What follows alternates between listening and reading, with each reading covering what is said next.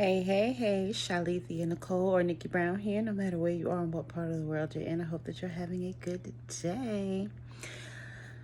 I wanted to come on today to talk about becoming an entrepreneur and entrepreneurship and what some people consider failure, other people consider a lesson and growth, right? So, I unofficially started my business in 2009, right? And that's why I named it Circa 2009. I was talking on the phone with one of my former coworkers, and I was like, "Oh, and this was in 2014. I was like, "Oh, I've been running this business since 2009. I started making my own products, but I was just like leisurely selling um, containers of shea butter, 8-ounce containers of raw shea butter, because that's how it started out, with just some raw shea butter. I had a gourd full of shea butter, and it was huge. And that was my start. And I would just scoop some out, and basically I end up selling it to like family and friends, maybe a few people at school, but um, I really wasn't promoting it or marketing or anything like that. It was like, oh, I have some shea butter if you want to buy some. And at that time, I know that the beauty supply stores would basically sell it for $6.99, so I was selling mine for $5. And I did get a lot of sales. It took a while, but I did end up, selling most of it. And then the big containers that beauticians use that have relaxer in it, I ended up getting one of those, and I gave the rest to my mom. So it was like a lot. It lasted her for years, right? And fast forward to 2014, the end of 2014, I think January 2015 actually is when I got my business name, or maybe it was January 2014. Got my tax ID number. I started getting a logo together. I started networking. I was vending and really promoting it in the Raleigh-Durham area of North Carolina. And I got a lot of good reviews. I still have those reviews on my Etsy page if you go to www.circa2009.com. And a lot of major brands were actually looking at my business, like Lever 2000 and Johnson & Johnson. There were at least 5 or 6 major brands watching my channel or watching my Etsy page. I did interviews. With radio, like some internet radio stations. And actually, that's how I found out. One of the internet radio shows was Blacktopia, and there was one of the hosts, they would call it the hot seat, and her name was Barbara the Country Kitchen Lady. And she was like, "Did you know that these brands are following your brand?" And I was like, "No, I hadn't. I at that point I didn't know." And I was thankful that she pointed them out to me. And it's like, ironically, in latter years, all you see is a lot of natural products in stores by these same major brands, but they're not all natural. They add other things to them. But anyway, that's neither here nor there, because I do pride myself on the naturalness of the products, right? And I remember, you know, I was working out from my home in my kitchen. I was making the products, and over the course of about 90 days, I had eczema really bad on the back of one of my legs. It was really dark to the point where it looked like a bruise from me scratching and irritating that area. And I realized that it went away, right? And so I said something to one of my relatives about it, and it was like, "Oh, I'm sure you didn't heal your eczema. You just maybe you were eating better, maybe you were drinking more water." And they try to downplay it, which people are going to try to do, right? And so I did really well. I had some consistent and steady customers. But the thing about it is, I had to return to work, right? Even once I moved to Georgia, I had a few shops that I would have them offer my products. And even in North Carolina, I had, shops where I would offer my products and people would buy them. But it was challenging for me to keep up with the demand by myself. I did try to solicit investors. I wrote a business plan. I did all of the things that I feel like I was supposed to do. Even had hairstylists in salons and barbershops. It was like, you have a really good product and I would like to keep using it. But again, I couldn't keep up with the demand because it was just me by myself. And sometimes I would have to make a choice. Okay, do I buy bottles for my business or buy myself some food to eat and make sure that my bills are paid? So it would be like working and attempting to balance running a business on my own, and it was very challenging. And there will be times where someone will order something and I would place the order, or someone would place an order and I would go out of my way to buy the supplies I needed for that order, and then they would renege and they wouldn't buy what they ordered. And then I would be like, okay, well, I'm going to take a deposit. Some people didn't want to pay a deposit, or they would get an attitude. Or if they ordered something and say, oh, well, I'm going to call you on Friday for my order. If I didn't hear from them, I just assumed that they weren't going to buy it. There will be people who got an attitude because I didn't reach out to them. But if you place an order at a store, right? Let's say Macy's. Macy's is not going to call you and say, oh, come pick up your order. Right? You're going to just go back to Macy's and you're going to go get what you ordered, right? So, people would place orders. I would buy the stuff. I would make it. I would have it ready for them. And whether I reached out to them or not, they wouldn't keep up their side of the bargain. And so then when it came to people who were more serious, again, I couldn't always fulfill the orders, especially when it came to like salons and barbershops. They wanted a certain amount. And again, if I had to decide, okay, am I going to buy food or fulfill this order?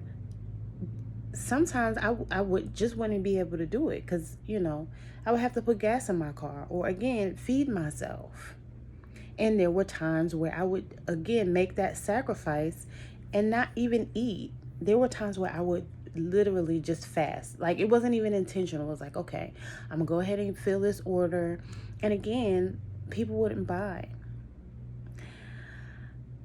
But the people who did buy, again, I always got good reviews. Everyone always gave me compliments on the product because, again, my thought process was, wow, I have this great product. It worked for me. So now I need to, share it with other people. It wasn't necessarily just to sell a product, but a lot of people don't have that understanding, right? I was excited, like, oh my God, I have to share this with the world, right? Like, this is a great product, especially with like my relatives. We have extremely dry skin. I was like, oh my goodness, I have this formula that'll really work for people. And when I would go out to do vending events, people would say, oh, well, do you make this? Do you make that? And so I started adding products to my product line, right? Because people were asking for it. And so it went from, just the body butter that, again, helped to clear up my skin condition of eczema, to me making soap and people saying, oh my goodness, it cleared my skin tags. It made my skin so clear. I didn't feel, my skin didn't feel sticky. It felt extra clean, but it didn't strip my skin. Or my hair felt, well conditioned and shiny without it being oily. Different compliments, like really getting to the root of, wow, this is a great product and why they felt it was a great product for them. Oh, the conditioner is great. So again, I started adding products because people want natural stuff, because a lot of people don't realize whatever you put on your skin, the skin is the largest organ in the body. So whatever you put on your skin gets absorbed into your bloodstream. And some of the things that we use that are commercially based aren't necessarily the best option for our skin. And it could lead to, other conditions later on down the line. And it's like, well, why do I have this condition? And it could be potentially from using products that did not serve a good purpose, right? And I'll just say it like that. I'm not going to call out any brands. I'm not going to call out any specific ingredients. Just, the skin is the largest organ on the body. And then whatever we put in or on our skin is absorbed into the bloodstream, right? So when you read these labels and you can't even pronounce some of the ingredients in them, it's kind of like, why do we put these on our skin or in our body, right? Even the hair products that we use. I read an article once that said, like, for example, hair relaxers. Women post-mortem have a black scalp or their scalp is goopy. It's from all the different hair products that we use. That, again, your scalp is skin. So whatever products we put on our hair or our scalp are also absorbed into the body, right? They don't just sit on your hair just because you put it on your hair, especially for those of us who grease our scalp and we're putting, petroleum-based or, products. Read the definition of what petroleum is. And then ask yourself, why are you putting that product on your hair? And some people are going to say, oh, I don't care because it helped my hair grow. From a vanity perspective, and I get it, we do want long, healthy hair.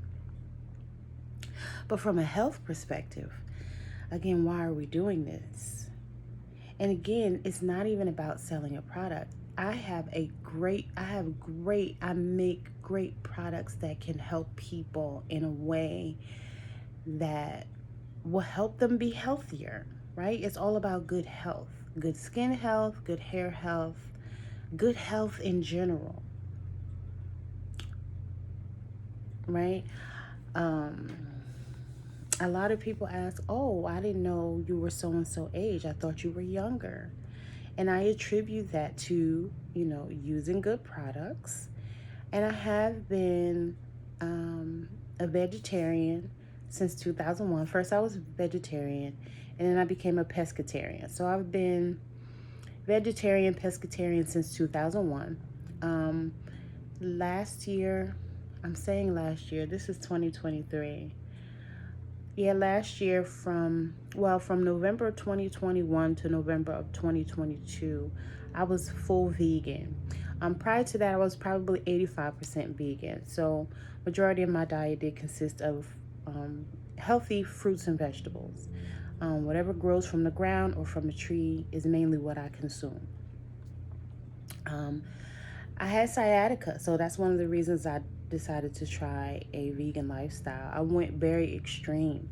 I fasted for over 60 days. Had to be at least 67, 69 days. I stopped counting after a while. My goal was to reach 90, but I didn't reach 90 because I started having heart palpitations. My magnesium and my potassium levels were low. So I was feeling like lightheaded. So I gradually weaned myself off of the fast. But I know I did over 60 days of fasting. Prior to that, the longest I had ever done was like 21 days. I think I did 30 days one time too, but 21 to 30 days. But that 60 days was great. I lost a lot of weight, but then after that,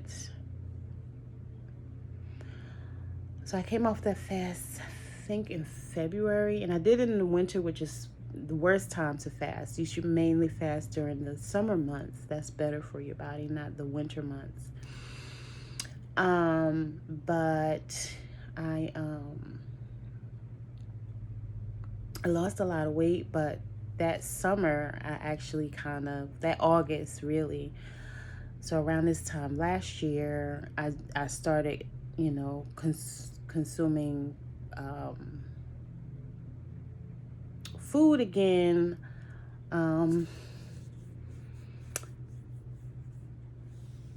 Like, I guess on a more normal, how do I want to say this? I started doing the breakfast, lunch, and dinner thing again, right? So really, we should eat when we're hungry. We don't necessarily have to have breakfast, but we've been conditioned to eat breakfast, right? But sometimes I wouldn't get hungry till 12 o'clock, 5 o'clock, and then I would just eat when I was hungry, especially as I was running my business. Sometimes I would forget to eat. So at this was around 2015. I was intermittent fasting and didn't realize I was intermittent fasting. But anyway, I hate to use the word failure, right? I feel as if I've learned from the things that did not work in my business. Again, when you're doing it by yourself, and I attempted to get help, and friends and family are not necessarily the ones that are going to help you when you're running a business and you're an entrepreneur. They would rather benefit on the back end. So once the business has become successful, then they want to ask for money, or then they want to help because then they see that you've accomplished this goal on your own, but they don't necessarily believe in it. Like I remember I asked one family member, "Oh, can you help me advertise?" And this particular family member is very creative, and I'm very creative as well. But this person was like, "Well, just go on Pinterest to get some ideas." And I was like, "Really?" Had another family member who I was like, "Oh, well, let's help each other out. Oh, I'll help you out. Just give me $50. I'll give you way more than $50 worth of product. Set up a table. This is how you market it." And, I explained all the things. And this person then turns around and says, "Oh," calls me, texts me, like, "I did it." And I'm like, "Well, what did you do?" "I bought some shea butter and some oils, and I put it in a bowl, and I squished it up in my hand, and I put it in a jar, and now I'm selling, body butter." And at first I didn't say nothing. I was like, "Oh, okay." And then the more I thought about it, I was a little offended, because it's like, is that what you think I do?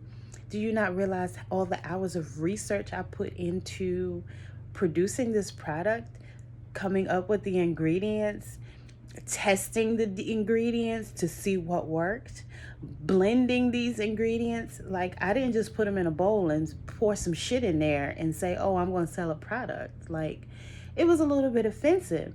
But I realized this person didn't want to give me the money. This person did not want to see me successful.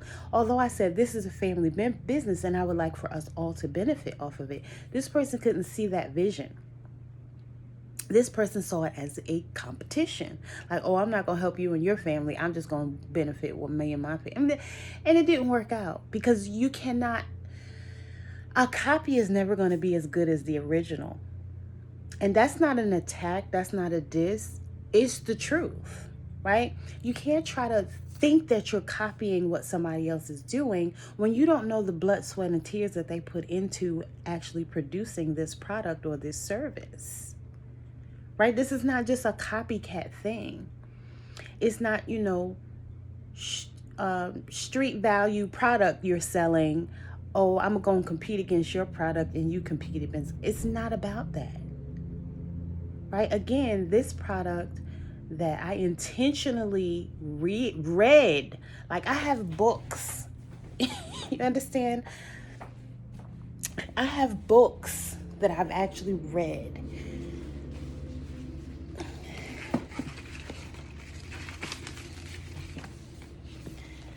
Like this one, right? So I didn't just, and that's just one book, right? That's just one book.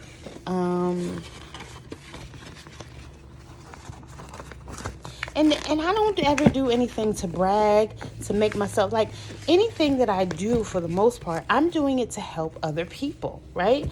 This is not about me. Again, this is not even about selling a product.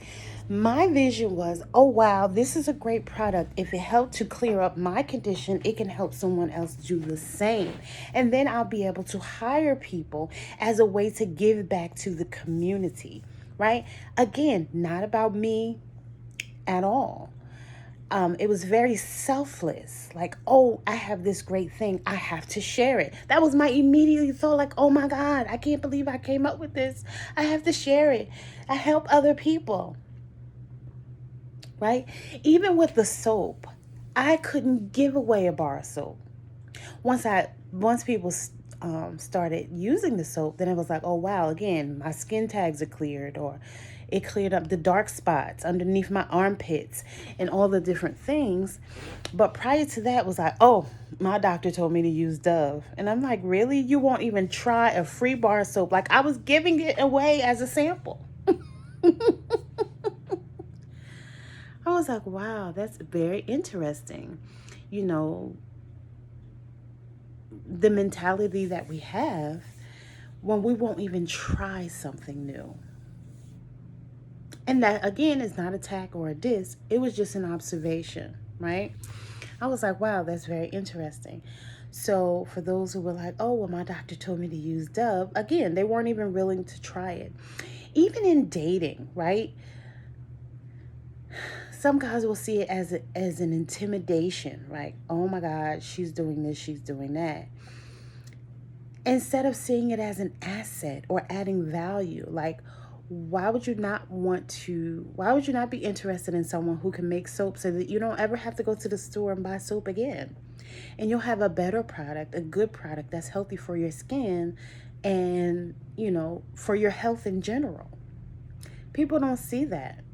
They see, oh, well, I can never compete with that, or I can never do anything for her, or why is she doing that? Or what do you mean? They don't see, even if I would share with somebody, oh, well, I make, these products. Oh, okay.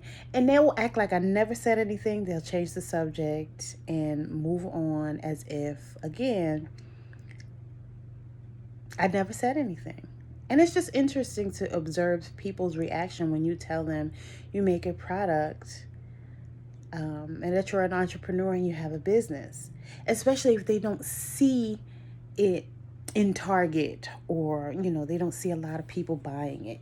Which, again, when I first started out, I did have a buzz and it was gaining momentum. Now, once COVID hit, it really lost momentum, right? Because a lot of people stopped buying. A lot of businesses tanked. I don't want to say tanked. A lot of businesses saw a decline in sales during COVID and that whole pandemic situation. And some, went out of business. But the purpose of me saying this or doing this video is that no matter what happens, you have to stay focused. And it's 22:29 when I said that, right? You have to stay motivated. You have to stay focused. For those of you who understand numerology, but I'm not going to get into that, gematria or numerology, right? But no matter what your goal is, if your goal is to be in a healthy relationship, not just a relationship, a healthy relationship, right? If your goal is to be an entrepreneur, if your goal is to be a better version of yourself, right? No matter what happens, keep going. If you become an entrepreneur, things don't have to work out for you and you have to go back into the workplace, make the best of it. Learn from, that experience. I remember people like Oprah and all the different celebrities talking about how they failed 10, 11 times, 20 times before they actually had that breakthrough. I remember Steve Harvey saying that he was in on the Chitlin circuit for over 20 years before he actually had his breakthrough, right? And I remember when they did the Kings of Comedy and he talked about, oh, they won't, hire me. They don't want to see me do this and they don't want to see me do that. And the next thing you know, he had a show, right? And his breakthrough came, right? I think same thing with Cedric the Entertainer. Next thing you know, that he had a show, right? So a lot of times people will give up though. Oh, well, it didn't work, so it's not going to work. So I'm just going to, you can't, no. If you fall down once, get back up again. If you fall down 10 times, 20 times, just get back up one more time. It doesn't mean that you're a failure and that you have to give up. It means that you needed to learn a lesson from that experience, because that's all it is an experience. Just like relationships. I'm always the type of person, if I'm in a relationship and the relationship doesn't work out, I give myself a break in between relationships to ask myself, and usually at least a year, what did I learn from that experience? What could I have done better? It's not about, oh, this person did this to me, this person did that to me, and I shouldn't have. No. I'm responsible for me, right? So what did I learn from that experience? Because nobody's doing anything to you. Everything is happening for you. So what did I learn? How did I grow? How can I do it better next time? Those are the questions we should be asking. Whether it's a relationship or business. And business is a type of relationship. A relationship is a type of business. Marriage has always been a business, although, the Disney movies make us seem like it's supposed to be some type of fairy tale where you fall in love and all of this kind of stuff. That's not necessarily what it's about. Right? It's a type of business. And you have to choose a good business partner.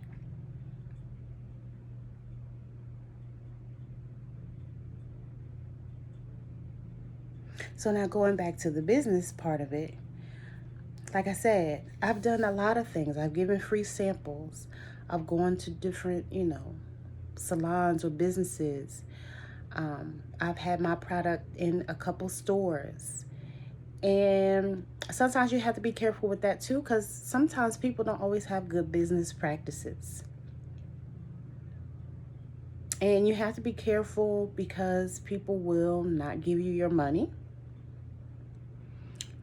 Depends on if if the stuff is on consignment or if they're paying for it up front. They may try to lower your value, right? So you have to know your value and add tax to it, right? So the funny part in business is people will believe in your product, right? And if you don't sell that product for what they think it should be worth, they will think it's invaluable. But then you have those consumers that you want to focus on affordability, right? So you want to price it too high, but then you don't want to price it too low. So you have to understand your value. And there's a lot that goes into it, depending on what you're offering. Let's say you offer a juice, right? You need all the ingredients for the juice, right? You need the bottles that you're going to use, the lids that go on top of those bottles, the labels. Do you need a barcode to go on there? You need a logo. You need packaging. How are you going to ship it if you decide to do e-commerce type of business? And then when you do ship it, you might need bubble wrap. You might need peanuts. The peanuts are the little foam things that go inside the box. And then you have to make sure it doesn't spill. Because that's one of the things that I had an issue with. And that's another thing. Because of the demand, right? There were times where I wouldn't have certain things in stock, so I had to order it. So it took a little bit longer to ship than I wanted, right? Because I had to strategically buy the stuff sometimes as people requested it. And allegedly, one time, the bath salts I make spilled, and the person had needed it for an event. Now, she did not show me any pictures of this product spilling, but she asked for half her money back. And I was so upset. I didn't give her half her money back. My grandmother actually gave me the money to give back to her because I was like, well, let her do whatever she has to do, because I didn't believe her. You didn't show me any pictures of this product spilling. You just claim it spilled and ask for half your money back. But anyway, that's neither here nor there. That was something I had to learn, right? Again, we learn from, okay, how can I help, ship this better? The seals that you put on. Now that's another thing you have to invest in, right? But each one of those little things costs money. So when you determine your value. Okay, how much do you want to make per hour? Let's say you want to pay yourself $20 per hour. Okay, now how many jars or bottles of product can I make in an hour, right? How much, how many bottles, how many labels, how much ingredients go into that? And again, you divide accordingly. You should have multiplied at least by 2, but really in order to see a profit, you need to multiply by 3. And again, a lot of people don't understand that in business, because you have to buy those supplies again, right? So in order for you to make a profit, pay yourself what you want to make per hour. Again, let's say it's $20 per hour. Restock the products and services or whatever you're selling. And then,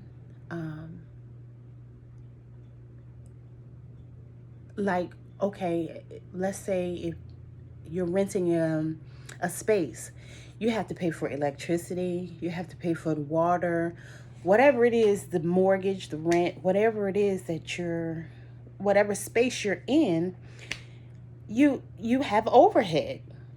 So you have the products and services that you're offering, you have your overhead, and then you want to pay yourself. And if you have employees, that needs to be taken into consideration as well. So what is the value of what you're offering? And again, add tax. I didn't always do that, right? When I first started out, I think I was selling my product for like $10 or $12.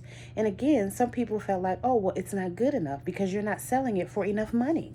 Although I got good reviews and everybody said the product was good. So then I bumped it up to 15. But then you have people complain, oh, that's too much money. And again, I wanted to offer this service to people, or this product to people, to help them, not to make them feel like, they're using something overpriced. Again, although they could see the health benefits, right? And they knew they were getting a good product.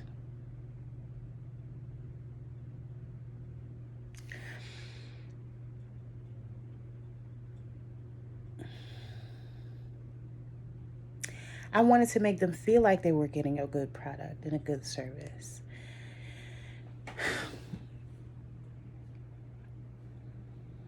You just have to know your worth, right? I had to say affirmations to myself. I am worthy. I am enough. Because again, I was allowing other people's doubts and fears and attacks to make me have doubts about my business and this product and service that I was offering. So although I wanted to offer it for a good value, I didn't want to undervalue myself either. So never undervalue yourself on the product or service that you're offering, and don't see anything as a failure. Get back up again and start over. So that's my message for today. I have to go. So I'm going to kind of abruptly end this video. But I love y'all, and I hope that this was helpful. Mwah.